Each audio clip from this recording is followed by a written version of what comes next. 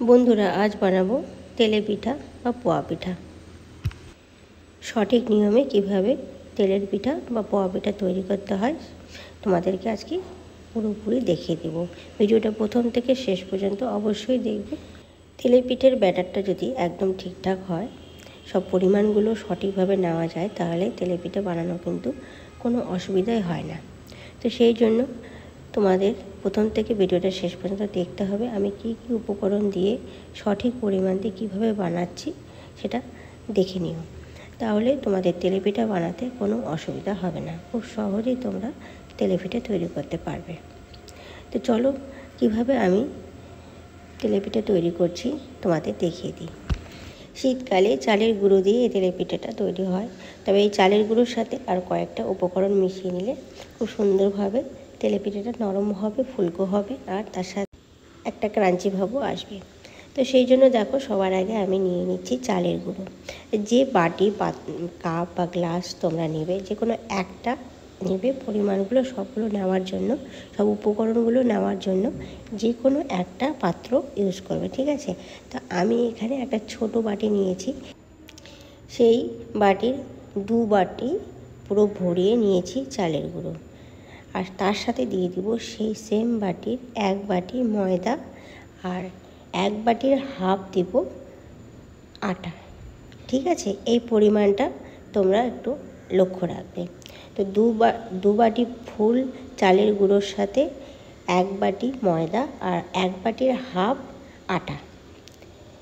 এবার শুকনো উপকরণগুলোকে এভাবে হ্যান্ড মিক্সে খুব ভালো করে আগে মিশিয়ে নিচ্ছি।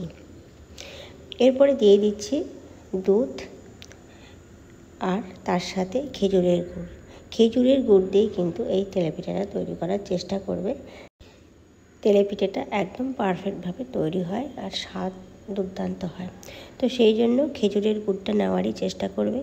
যদি খেজুরের গুড় না থাকে তাহলে আখের গুড় দিয়ে করতে পারো, আর তাও যদি না থাকে চিনি দিয়ে অবশ্যই করতে পারো। তবে খেজুরের গুড় আর আখের গুড় দিয়ে করলে যতখানি টেস্ট আসবে, চিনিতে করলে ততটা টেস্ট আসবে না। আর দুধের পরিবর্তে জল দিয়েও তোমরা করে নিতে পারো। এবার খুব ভালো করে গুড়গুলোকে মিশিয়ে নিতে হবে, কোনো দলা যাতে না থাকে সেদিকে লক্ষ্য রাখবে। তো হাত দিয়েই কাজটা করে নেব। খুব ভালো করে গুড়গুলোকে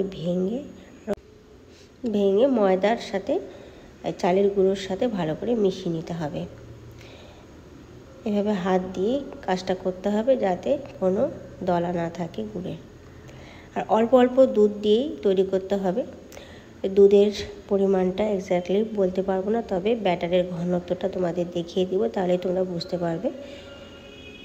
ভালো করে মেশানো হয়ে গিয়েছে। এবার দেখো ব্যাটারের ঘনত্বটা ঠিক এই রকমই ব্যাটারের ঘনত্বটা রাখতে হবে। এর থেকে পাতলা করা যাবে না, এর থেকে মোটাও করা যাবে। ভিডিও দেখে তোমরা অবশ্যই বুঝতে পারছো ব্যাটারের ঘনত্বটা। এবার তেল গরম করে নিয়েছি। এখানে রিফাইন অয়েল দিয়ে আমি ভেজেছি তেলেপিঠাটা। তেল পুরোপুরি গরম হয়ে যাওয়ার পরে হাতা দিয়ে এভাবে দিয়ে দিতে হবে। তেলটা কিন্তু একদম পুরোপুরিভাবে গরম করে নিতে হবে, আর পুরো ভাজাটা হাই হিটে বা মিডিয়াম টু হাই হিটে করেই ভেজে নিতে হবে। হিটটাকে এ সময় লো একদমই করতে যাবে না, হাই হিটে রেখে দুদিকে লালচে লালচে করে ভেজে নিতে হবে। খুবই সহজ বন্ধুরা, একবার তৈরি করে দেখবে। যে বন্ধুরা তৈরি করনি কোনো দিনও তেলেপিঠে বা তেলেপিঠা তৈরি করতে অনেক সময় হয় না, তো তারা ঠিক এই রকম ব্যাটারটা তৈরি করে এইভাবে করে নেবে, কোনো অসুবিধাই হয় না। দেখো লালচে লালচে করে ভাজা হয়ে গিয়েছে, আমি তুলে নিয়েছি। প্রত্যেকটা তেলেপিঠা কিন্তু ফুলেছে খুব সুন্দরভাবে। একসাথে অনেকগুলো দেওয়া যায়, এভাবে 3-4টা একসাথে দিয়েও তৈরি করে নিতে পারো, তাতে তাড়াতাড়ি হয়ে যায়। উপকরণগুলো যদি সব সঠিকভাবে দেওয়া যায়, তাহলে তেলেপিঠে ভাজার বা তেলেপিঠে তৈরি করার কোনো অসুবিধাই হয় না, আর খেতেও কিন্তু দুর্দান্ত হয়।